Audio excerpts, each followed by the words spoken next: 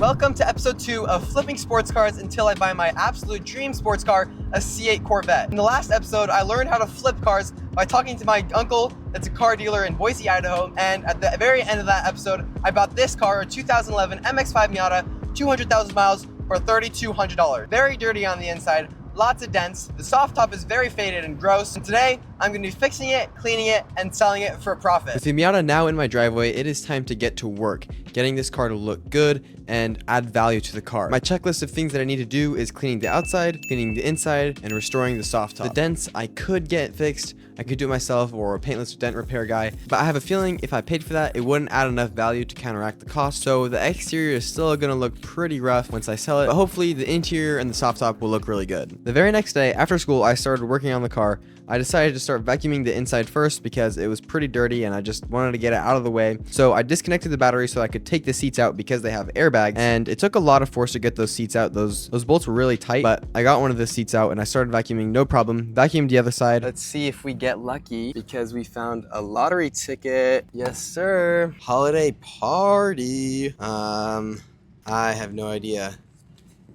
But maybe we won. If we did win something, they definitely cashed in. But look at that, we got a lottery ticket. Imagine if we won $7,500 on a lottery ticket on a car that's $3,200. Before I knew it, the sun was going down and I was done working, so I put everything away, and as I was about to move the car, so last night I was going to put the car away and park it in its spot overnight, and the car wouldn't turn on. No lights showed up on the dash, so I figured it was probably something with the battery. I probably didn't connect it right or something, so I made sure that it was connected right. I still don't think it's completely connected. It may or may not be, but we jumped it from my mom's car. It worked. It started up. I drove it around the block a couple times. I came back, turned it off, and I wanted to check and see if it would still turn back on, but it didn't.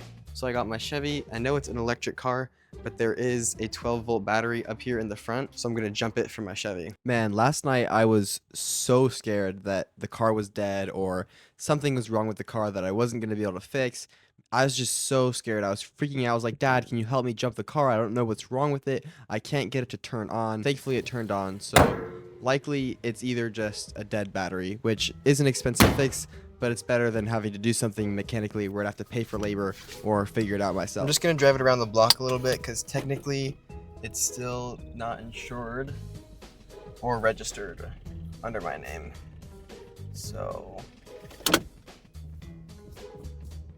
oh, it just died. As soon as I put it in drive, it just died. Okay, so most likely the battery's either dead or it's I don't know. Battery's probably dead, honestly. At this point, I have no idea what's going on. I don't know if the car is completely dead or if the battery is completely dead. I have no clue what I'm doing. So just 1,000 things are going through my head at once. Like, okay, should I go get a new battery? Should I don't know. And so I decide to completely make make sure that it's completely connected. I tighten it down more. I make sure it's really, really tight, the battery connection. I turn the car on and it's fine. I can put it in drive. I can put it in reverse. Looking back at it, it was an incredibly stupid mistake. All this hassle was because of a loose battery connection. To this day, as I'm recording this 2 weeks later, it's still fine. I've literally had no issues. It was all because the dumb battery was not completely connected. So a very dumb mistake on my end. It's a new day once again with the Miata, and today I'm planning on washing the car because obviously it is extremely dirty. I ordered some soft top cleaner to clean the soft top a little bit better, but because it's obviously faded. Now it's time to completely clean the outside of the car.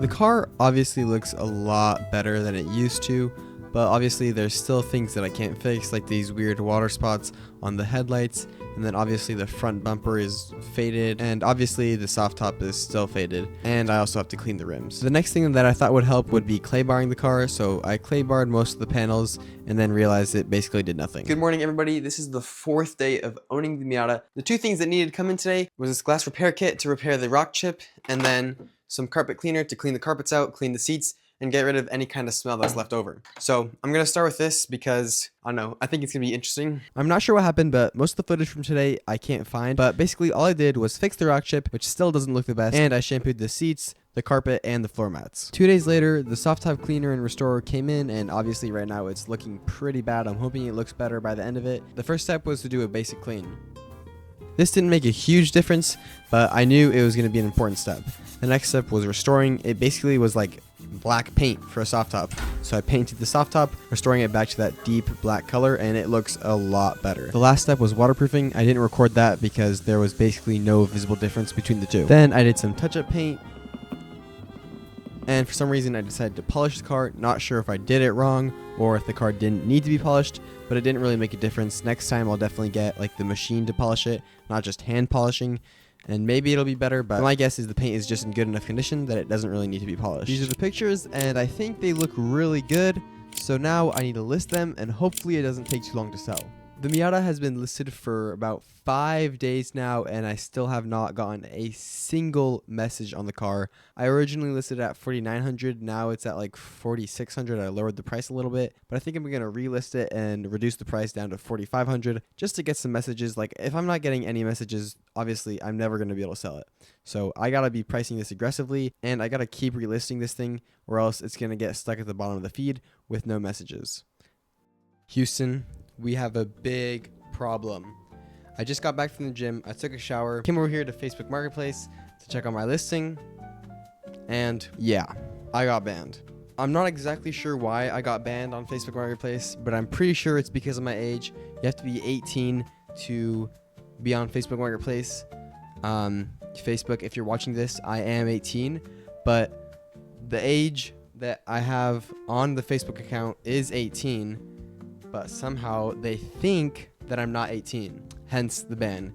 Happened one time before on another account. It happened during the PC flipping process. I didn't really document it, I don't think, but I just created a new account. I was a little bit worried about having a brand new account with no reviews. It was a little bit annoying, but after I got my first review, things were back to normal.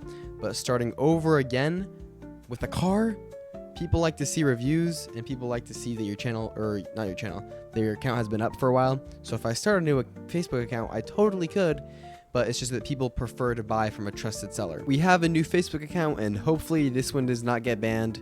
This Facebook account is 45 years old. Yes, I'm 45. I have a wife and kids, and I'm a multi-billionaire basically by this point. So hopefully this account does not get banned. Crossing my fingers. I have the car listed at $4,600, and hopefully it sells. I finally got my first message today from OfferUp after having it listed for a week. And pretty big news, I had a test drive, not from online, but our neighborhood had a community garage sale, so everybody that was trying to sell anything or wanted to sell anything, they could put it in their driveway. We had some stuff to sell, and I put a sign on my car and actually had someone want to do a test drive. They test drove it. It was for their son, but he is not 16 yet, does not have their license, so they said they would text me once he gets his license and if they still want the car. So hopefully, if it doesn't sell in a month, we still have a buyer. But for now, it's just listed on our new Facebook account and on OfferUp.